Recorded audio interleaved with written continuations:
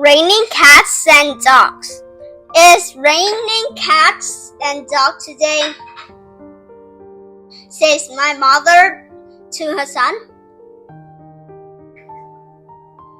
Cats and dogs? The boy quickly ran outside to see. He looked up to the sky, but he didn't see any cats or dogs. What do you mean, Mom? The boy asked.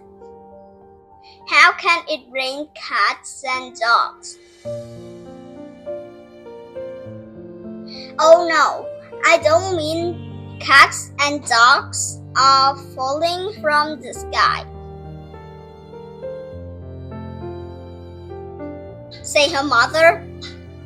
Then she say, when people say that, they really mean it's raining hard.